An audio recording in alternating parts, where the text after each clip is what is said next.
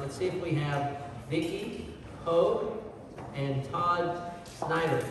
Vicky Hogue and Todd Snyder. I'm guessing you're Todd. All right, thank you. And Vicky is moving along swiftly to join us. Thank you so much. Celina ISD plays 7. Pro on that screen.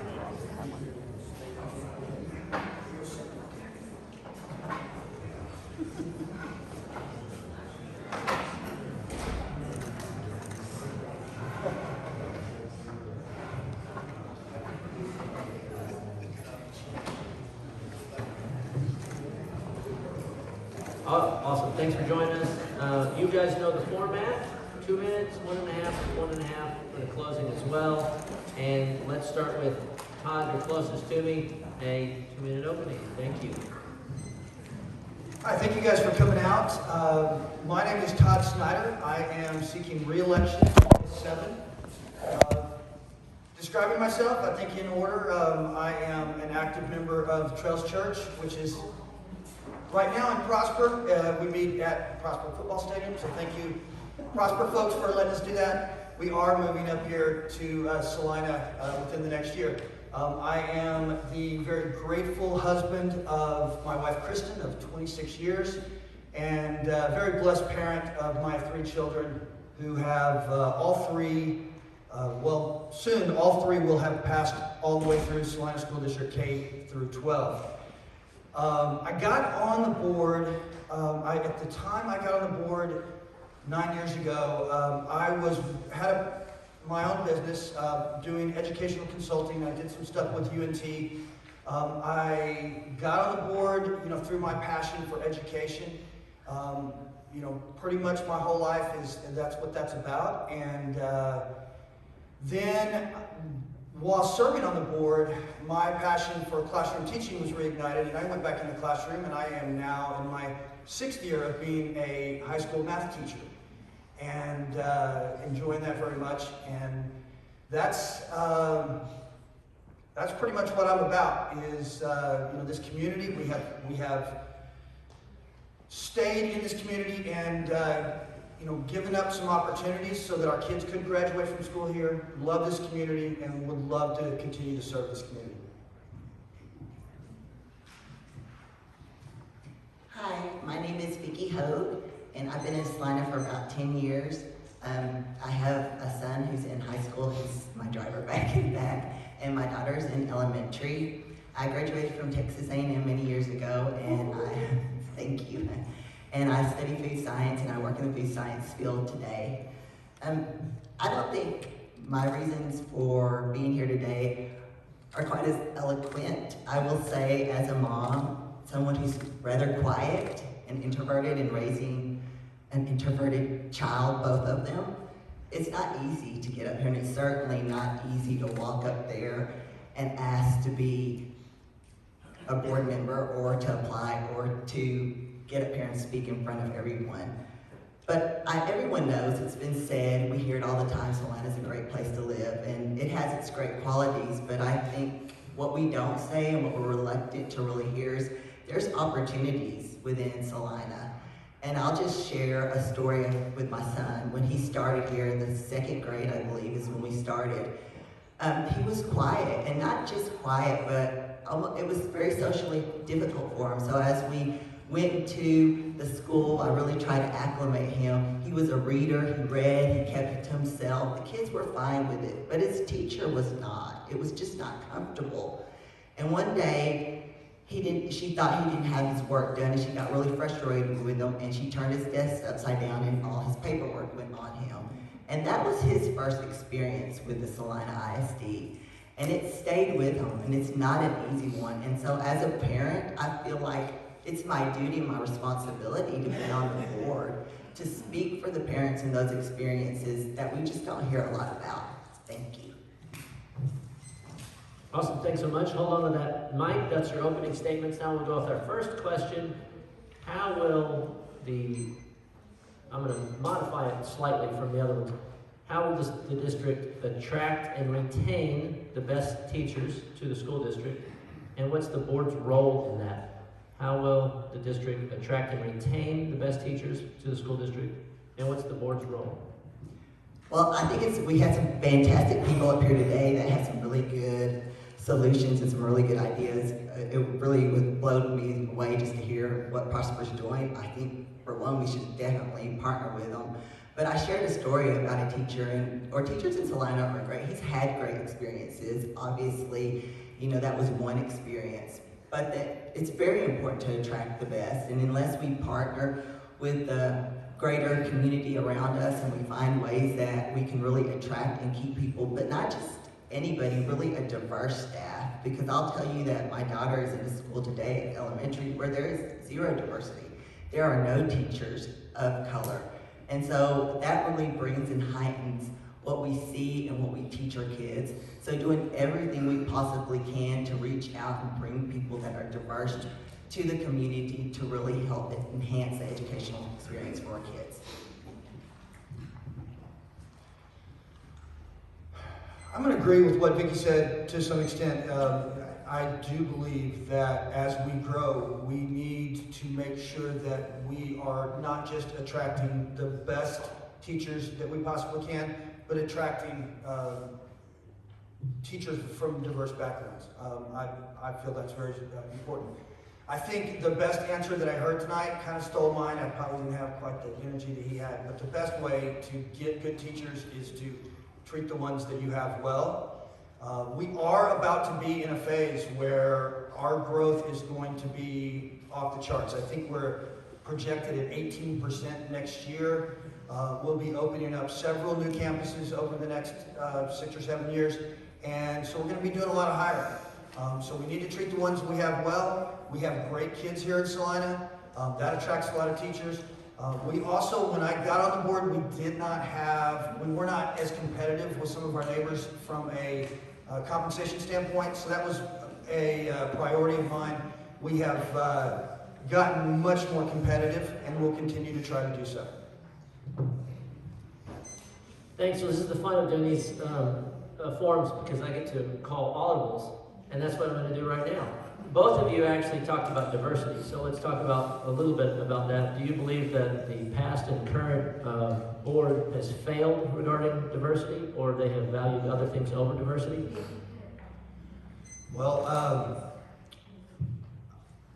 I've been in this community for 20 years, and I have seen a lot of progress made in that area.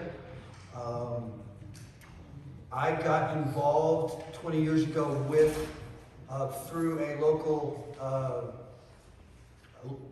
very major local businessman that was concerned about that, and we ran a tutoring program for some kids that were being underserved at that time. The growth that I've seen in that area is tremendous. I'm part of the board, and even when the board makes decisions that I did not vote for, I am obligated ethically and legally to support those decisions. I'm never going to say that the board failed, and I don't think that they have. I think that we are in a process that is still ongoing, but I think we've made great strides in that area. Well, I can say, being Hispanic, my mom's from Torreon, Mexico, that I don't believe that the board has put that on as a priority. It's not diverse. I would ask the question, if no one is diverse on the board, there's not one single person of color, how can you really speak and how can you really make improvements for everybody in the community? We live in a very diverse community. It's 24% Hispanic in the district, almost 30% people of color. Yet as you look around, as you look at places of leadership, there is not a single person of color in any leadership position. And so I really feel like it's important. It's important for the kids. I can tell you firsthand, having somebody in leadership that you can look up to, that you can value, that you can say, hey, that person looks like me, I can mimic, is very important. Having policies in place, understanding the needs of your diverse community should be a top priority for the board. Next question. and I think this, you'll hold the mic. What should the policy be regarding self-identified transgender students use of bathrooms, shower facilities, and sports participation, and why? Honestly, I haven't given that much thought because I didn't really realize that that was an up-and-coming issue that we really needed to consider. I don't know that much about it, so I don't think I can barely speak in terms of what we should and shouldn't do, but hearing that today, I definitely know that it's important to research and find out what that means, what that looks like, and what that means for a school and the future of our education and our school district. I think tonight we've had a pretty unanimous opinion on this. I mean, and I'm going to agree with the folks that went before me. You know, especially when it comes to areas like the things you're talking about with restroom facilities and athletics. I don't think that we should, you know, make some of the changes that are happening in other parts of the country. I think that we should, you know, boys are boys and girls are girls, and as far as plumbing goes, and then when it comes to sports, that's definitely an unfair advantage, and it hurts our girls to compete against someone who, you know, for one thing is going through, you know, taking hormones and that type of thing, and also was born with a different set of DNA. So yes. Okay, last question, then we'll go to our lightning round. Share your thoughts on the ISD's response. And remember, I know you heard some of these questions before, but this is a different school district, right, than we're talking about. So share your thoughts on the ISD's response to COVID regarding in-person learning, masks, and related issues. So was pushing very hard for us to get back into school in August. I thought that was so important.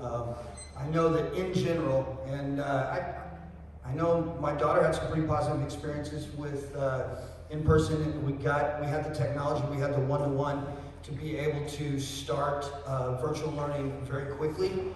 But it's still, you know, as a teacher, I can tell you that we need to have those children in the classroom.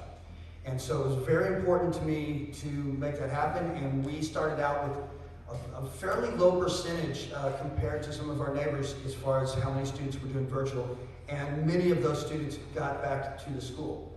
On the mask issue, I will not support going into the fall still wearing masks. I am going to consider, I know it'll probably be an issue at our next board member meeting. My biggest goal right now, and the reason I've made decisions that I've made in the past, is I want to keep those kids in the classroom. That's my number one goal, so that we can take care of what I think is going to be the biggest problems. We didn't get that question, but I think the biggest problem that we're facing right now, it's been growth forever. I think it is right now, it's that COVID deficit that they're talking about, where we've had so many kids miss so many days of school. We've got gaps in their learning that really need to be addressed through you know, good curriculum and instruction, and that needs to happen in person. I agree that Celina did a good job offering different ways to get back into school, whether it was virtual or you wanted to go to the class, and it really left it up to the parents. And I think that's the key when you're looking at something like COVID. It's very important to involve the parents, get their opinion, and understand what they need and want. I think what we found, especially with the mask, is sometimes parents don't feel like they're heard and they don't feel like they're a part of the solution. I think as a board, it's important to know that parents want to be involved. It's difficult sometimes to figure out ways to do that. It's not always easy, especially if you're not the loudest voice, or it's just not comfortable at times. So really taking the time to go out and figure out what are the needs of the parents. We know best what we need for our kids, whether it be a mask, whether it be virtual, whether it be in person, and having those opportunities to really partner with them and figure out what is the best solution for the parents, the students, and the teachers is very important in times like these. Thank you. 5 lightning round questions, then we'll go to a close. Let's go through those, and you can just hold the mic and we'll go back and forth. Do you support the right of teachers to voluntarily be trained and armed at school? No. Yes. Will you oppose any budget that is more than 2.5% annual increase, which is the state trigger for local election? Pass. Pass. Would you advocate for and support an effective tax rate each budget cycle? Pass. Pass. I had a good idea, good guess that was coming on that one. 5, do you believe that school bond should be broken up into grouped categories the way city bonds are divided? Yes. Yes. That is a issue of transparency, by the way, if you don't understand that question. It's a very important question.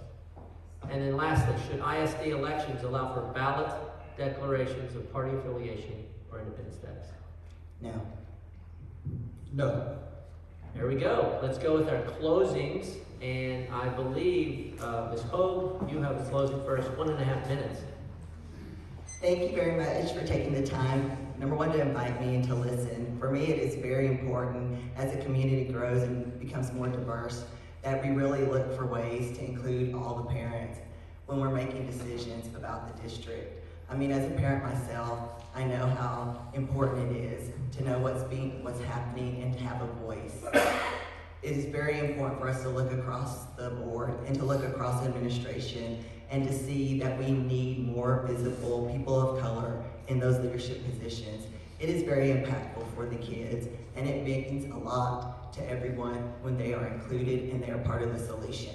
Thank you very much.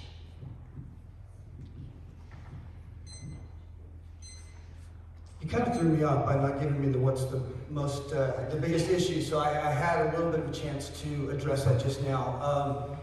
One thing that I'd like to add, and this is something that it took me a few years being on the board to really wrap my head around, was that really the biggest thing that we do is hiring and firing the superintendent. For years, when I got asked that question, what's the biggest issue we're facing, it was always growth.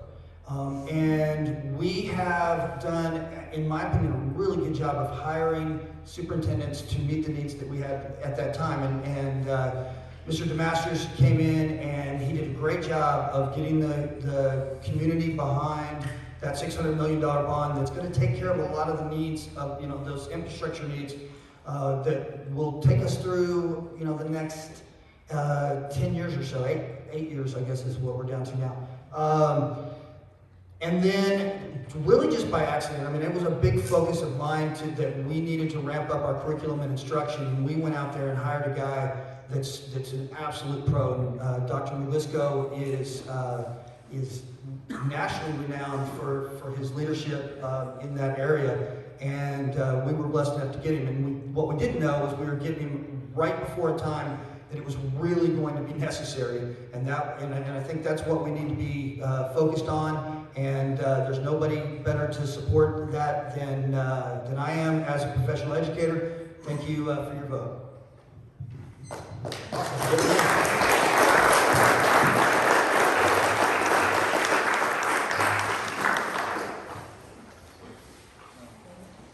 Do we need a 2-minute break, or we're gonna press on? Are we good? We're making great progress. We have 2 more sessions. You can excuse yourself if you need. So our next race is Celina City Council, place 3. Celina City Council, place 3.